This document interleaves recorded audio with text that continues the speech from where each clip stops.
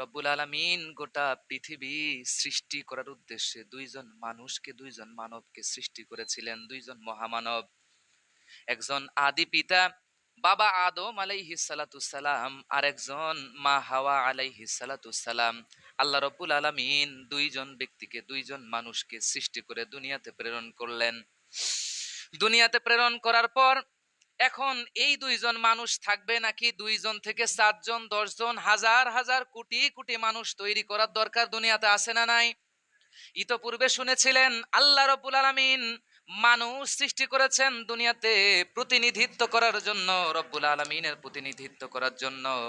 এখন প্রতিনিধিত্ব করতে গেলে ১ জন ২ জন দিয়ে তো হবে না, হাজার হাজার লক্ষ লক্ষ কোটি কোটি রব্বুল আলামিনের বান্দার দরকার, বলেন তো আছে না নাই?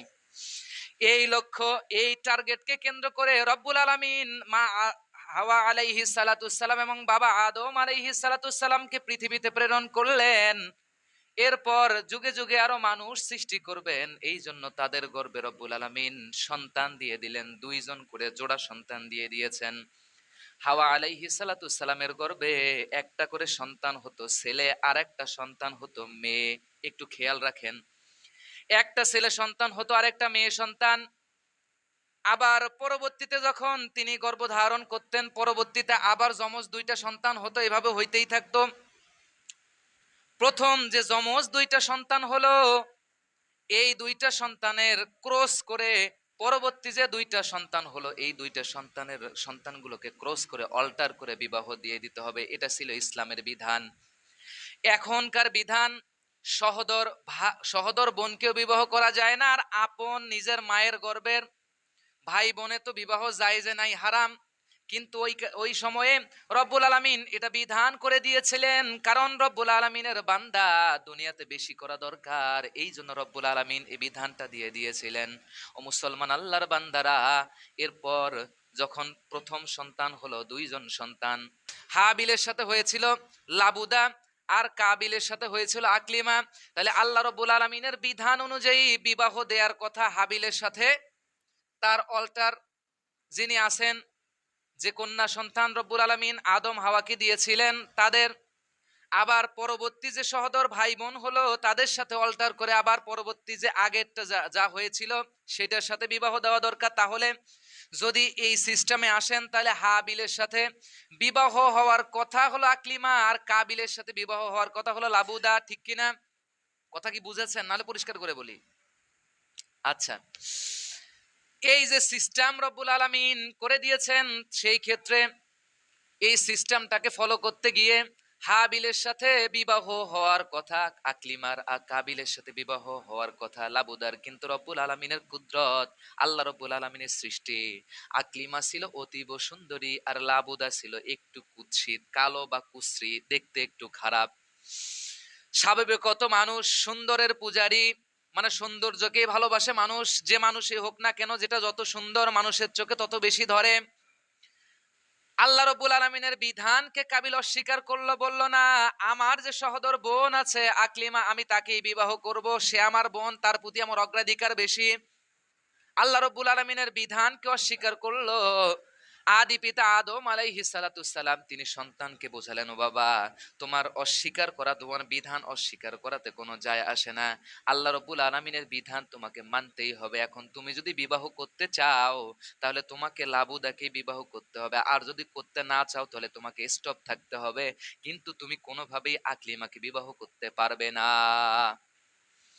বাবা বোঝালো, নবী আদম আলাইহিস সালাম সন্তানকে বোঝালো, সন্তান বুঝলো না, বলল না, আমি আকলিমাকেই বিবাহ করব। এক প্রকার জেদ নিয়ে বসে গেল। আমার মুসলমান ভাইরা, তখন আদম আলাইহিস সালাতুস সালাম বললেন, ঠিক আছে, আকলিমাকে দিয়ে তাকেই বিবাহ দেয়া হবে। যে ব্যক্তি, তোমরা ২ জন কুরবানি করবে, যে ব্যক্তির কুরবানি রব্বুল আলামিনের কাছে কবুল হয়ে যাবে, গ্রহণযোগ্য হয়ে যাবে, তাকে দিয়েই আকলিমার বিবাহ দেয়া হবে। ওই সময় ছিল কুরবানির সিস্টেম, আমাদের সময় তো কুরবানির সিস্টেম হলো পশু দিয়ে কুরবানি দেওয়া লাগবে, নির্দিষ্ট কয়েকটা পশু রব্বুল আলামিন খাস করে দিয়েছেন, সেগুলো দিয়ে কুরবানি দিতে হবে। কিন্তু তখন আদি পিতা আদম আলাইহিস সালাতুস সালামের সময় যার যেটা আছে, এর মধ্যে বেস্ট যেটা, ভালো যেটা, ওই জিনিসটা দিয়ে কুরবানি দিতে হবে, এটা ছিল নিয়ম। তো হাবিল ছিল, হাবিলের মেষ বা দুম্বা বা ভেড়া এগুলোর একটা বিশাল বড় পাল ছিল। হাবিল সেখান থেকে একেবারে হৃষ্টপুষ্ট, যেটা দেখতে খুবই ভালো, খুব চাকচিক্যপূর্ণ এই জিনিসটা কুরবানির জন্য আল্লাহ রাব্বুল আলামিনের নামে উৎসর্গ করে দিলেন। আর কাবিল সে শস্য আবাদ করত, যে কোনো শস্য হতে পারে, ধান, গম, ভুট্টা, যা কিছুই হোক না কেন, সে কৃষি কাজ করত। সেখান থেকে কৃষিকাজের ফসল সে রব্বুল আলামিনের নামে উৎসর্গ করে দিল কুরবানির উদ্দেশ্যে। কিন্তু সে আবার বেস্ট যেটা, সব থেকে ভালো যেটা, এটা চয়েস করে নাই। সে চয়েস করেছে, সে চিন্তা করলো ভালোটা আমি আল্লাহ রব্বুল আলামিনের দরবারে দিব। ভালোটা কেন দিব? আল্লাহর এগুলোর কোনো দরকার আছে নাকি? দরকার নাই। সুতরাং আমি দিব যেটা আমার প্রয়োজন নাই, আমি ওইটা দিব। যদি আপনারা ধানকে হিসাব করেন তাহলে বুঝবেন যে পাতান যেইটা, ওইটা পাতান যেটা, এটা আমরা কি নেই নাকি ফেলাই দেই? কথা কি বোঝা যায় আমার? পাতান যেটা, এটা ফেলাই দেই। কাবিল চিন্তা করলো আল্লাহর তো ভালো জিনিসের দরকার নাই, সুতরাং যেটা আমি ফেলাই দেই ওটা আল্লাহরে দিয়ে দেই, তারপর যা হবার হয়ে যাবে গা। কিছু আছে না রক তেড়া, কিছু আছে দেখবেন যে একই মায়ের ৫টা ৭টা সন্তান, সবগুলাই একরকম বোঝে, কেউ আবার খুব বেশি বোঝে, কেউ আবার আছে তেড়া, ৫ জনের মধ্যে ৪ জন বুঝে ওরা বুঝাইতে পারে না, ও তেড়াই আছে কিছু এরকম। তো মনে করেন কাবিল এইরকম, এইরকম কিসিমে সে বলতেছে কুরবানি কবুল হোক আর না হোক, আমার মনের ভিতরে যা আছে আমি তো এটা করবই। সে একটু তেড়া। আমার মুসলমান ভাইরা, এরপর দুইজনে কুরবানির জিনিস, কুরবানির বস্তুটা তখনকার সময় যে নিয়ম, যে সিস্টেম ছিল, পাহাড়ের উপরে রেখে আসতে হতো। পাহাড়ের উপরে কুরবানির জিনিসগুলো রেখে আসলো। আর আসমান থেকে আগুন এসে যার কুরবানি কবুল হয়ে যাবে ওইটা আগুন দিয়ে পোড়ায়া ছাই করে দিয়ে দিত। এইটা ছিল তখনকার সময় সিস্টেম। এইখানে দুইটা জিনিস আছে। এক এক নাম্বার হচ্ছে কার কুরবানি কবুল হচ্ছে দুনিয়াতেই বোঝা যায়। আর ২ নম্বর বিষয় হচ্ছে কুরবানির বস্তুটা আগুন পুড়ে ছাই করে দিয়ে যায়, ওখান থেকে আর কোনো সুযোগ সুবিধা পাওয়া যায় না। রব্বুল আলামিন আমাদেরকে দয়া করে দেখেন, আমাদেরকে এমন, আমাদের প্রতি দয়া করেছেন। আল্লাহ রব্বুল আলামিনের কাছে কুরবানির গোস্তও যায় না, পশুও যায় না, রক্তও যায় না, চামড়াও যায় না, হাড়ও যায় না। রব্বুল আলামিনের কাছে যায় শুধুমাত্র আমাদের তাকওয়া, আমাদের অন্তরের যে পরিকল্পনা, অন্তরের যে সংকল্প।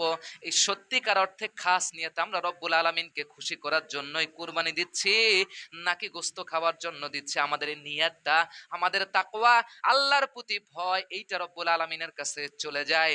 এইটা রব্বুল আলামিনের কাছে পছন্দ হলে রব্বুল আলামিন গ্রহণ করে।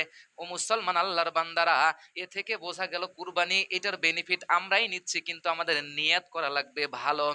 আর দুনিয়াতে কার কুরবানি কবুল হচ্ছে কার হচ্ছে না দুনিয়াতে বোঝারও সিস্টেম নাই। যদি কারো কুরবানি কবুল হয়ে যায় ওই রকম সিস্টেম থাকতো আদি পিতা আদম আলাইহিস সালাতু সালামের মতো, তাহলে দেখা যায় গ্রাম থেকে ১০ জন ব্যক্তি কুরবানি দিল, একজনের কুরবানি কবুল হলো না, দুনিয়াতে ওই ব্যক্তিরা লাঞ্ছিত, বঞ্চিত, অপমানিত হতো। রব্বুল আলামিন এটা চান না, কারণ আল্লাহ রব্বুল আলামিন বলেছেন ওয়ালাকাদ কাররামনা বানি আদম, আমি বনি আদমকে শ্রেষ্ঠতম সম্মান দিয়েছি। বনি আদমের সম্মান আল্লাহ রব্বুল আলামিন দুনিয়াতে নষ্ট হতে দিবে না, ভুলণ্ডিত হতে দিবে না। রব্বুল আলামিন এই জন্য এই সিস্টেমটা করে দিয়েছেন। আমার মুসলমান ভাইরা রিমেম্বার করেন, এরপর পাহাড়ের উপরে যখন রেখে আসলো কুরবানির জিনিসটা, আসমান থেকে আগুন এসে ওই জিনিসটা পুড়ে দিয়ে চলে গেল। আল্লাহর কি কুদরত! হাবিল যে পশুটা রেখে এসেছিল কুরবানির জন্য, ওই পশুটা আগুন পুড়ে দিয়ে চলে গেছে। আমার মুসলমান ভাইয়েরা, সন্ধ্যাবেলা, দিন শেষে সন্ধ্যাবেলা যখন সবাই গেল দেখি কার কুরবানি কবুল হয়ে গেছে, এটা দেখার জন্য গিয়ে দেখে হাবিলের কুরবানি রব্বুল আলামিনের কাছে কবুল হয়ে গেছে, কাবিলের কুরবানিটা কবুল হয় নাই। এখন কাবিলকে বলতেছে, কাবিল তোমারে লাবুদাকে বিবাহ করাই লাগবে। কাবিল এখন বলতেছে আমি এটা মানি না এবং আমি তোমাকে হত্যা করব। যদি তাকে বিবাহ করতে হয়, তুমি থাকতে যদি বিবাহ করতে না পারি, তাহলে প্রয়োজনে আমি তোমাকে হত্যা করব, তারপরেও আমি আকলিমাকে বিবাহ করব। আমার মুসলমান ভাইরা, এরপর হাবিল বলল যে আসলে এই যে কুরবানিটা কবুল হয়েছে, আমার হওয়ার বা তোমার হওয়ার এটা বিষয় না। সুতরাং বিষয় বিষয় হচ্ছে এইটাই, আমরা আল্লাহ রাব্বুল আলামিনকে খুশি করার জন্য আমাদের অন্তর, আমাদের তাকওয়ার ভিতরে সত্যিকার অর্থে আল্লাহকে খুশি করার জন্যই আমরা কুরবানিটা করেছি কিনা, এই নিয়তটা, এই সংকল্পটা আল্লাহ রাব্বুল আলামিন কবুল করেছেন। এই সংকল্প যদি তোমার ভিতরে থাকতো, তোমার কুরবানিও আল্লাহ রাব্বুল আলামিন কবুল করে নিত।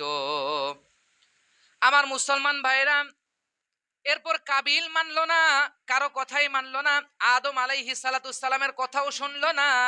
কুরবানি যে রব্বুল আলামিন কবুল করলো, তার কুরবানিটা রিজেক্ট করে দিল, এটাও মানলো না। বরং পরবর্তীতে হাবিলকে সে হত্যা করে দিল।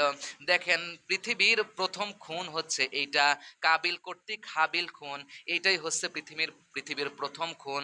আমার মুসলমান ভাইরা, এই যে কুরবানির ইতিহাসটা যদি এখন আপনি জানতে চান, তাহলে এইখান থেকে ইতিহাস টানতে হবে। পৃথিবীর প্রথম কুরবানি হলো হাবিল আর কাবিলের কুরবানি। এই যে ঘটনাটা, আরো লম্বা ওইদিকে যাব না, ঘটনাটা একটু ডাইভার্ট করে কুরবানির দিকে নিয়ে আসি। আমার মুসলমান ভাইরা, পৃথিবীর প্রথম কুরবানি তখন হলো কাবিল আর হাবিলের কুরবানির মাধ্যমে পৃথিবীতে কুরবানির সূচনা, কুরবানির সৃষ্টি হয়ে গেল। তখনকার সময়ের কুরবানি ছিল এইরকম, যদি কোনো ঝগড়া বিবাদ লাগতো, ফাসাদ লাগতো, বা কিংবা কোনো সিদ্ধান্তে যদি কোনো ব্যক্তি উপনীত হতে না পারতো, দুইজন ব্যক্তির মধ্যে এখন ঝগড়া লেগে গেছে, বিবাদ লেগে গেছে, তখনকার সময় সিস্টেম ছিল এইটাই, তাহলে তোমরা দুইজন কুরবানি করো, যার কুরবানি কবুল হয়ে যাবে সে বিচারের মধ্যে জয়ী হয়ে যাবে। যেভাবে আমরা বর্তমান সময়ে বিচার করি, তখনকার সময়ের বিচার ছিল এইটা, কুরবানের মাধ্যমে। আমার মুসলমান ভাইরা, কিন্তু আমরা যে সিস্টেমে কুরবানিটা করি, এটা হলো মিল্লাতে আবুইকুম ইব্রাহিম ওয়া সাম্মাকুমুল মুসলিমিন। আদি পিতা, আমাদের আদি পিতার পর আমাদের জাতির পিতা হযরত ইব্রাহিম আলাইহিস সালাতুস সালামের সুন্নাত অনুযায়ী, এটা সুন্নাতে ইব্রাহিম, ইব্রাহিম আলাইহিস সালাতুস সালামের সুন্নাত অনুযায়ী আমরা কুরবানিটা করি।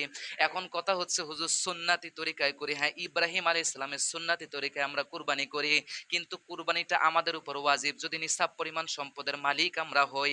আমার মুসলমান ভাইরা, এখন আসেন, এই কুরবানিটা যে আমরা করতেছি, এটা কিভাবে সৃষ্টি হয়ে গেল?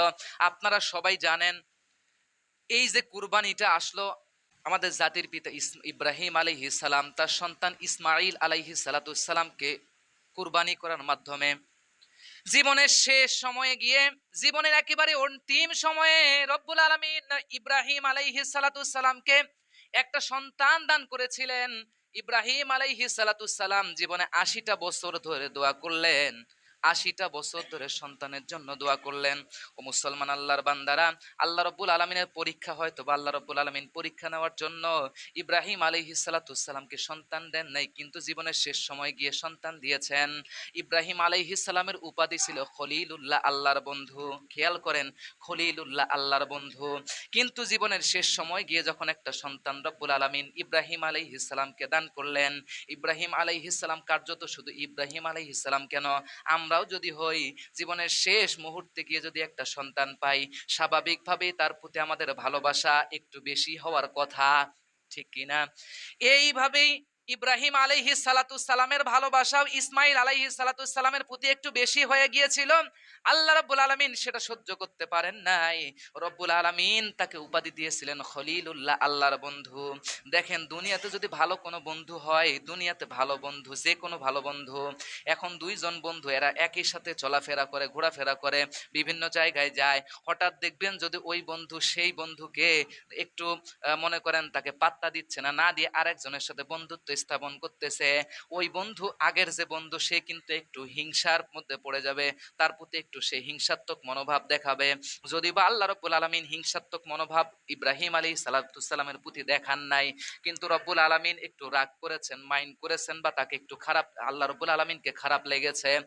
রব্বুল আলামিন ইব্রাহিম আলাইহিস সালামকে বললেন, যখন ইসমাইল আলাইহিস সালামের বয়স হচ্ছে ১৩ বছর, যখন বালেগ হলেন, আল্লাহ রব্বুল আলামিন দেখলেন না, দিনকে দিন আমার প্রতি ভালোবাসা কেন জানি মনে হচ্ছে একটু কমে গিয়ে ইসমাইলের প্রতি ভালোবাসা ইব্রাহিমের বেড়ে গিয়েছে, একটু পরীক্ষা করা দরকার।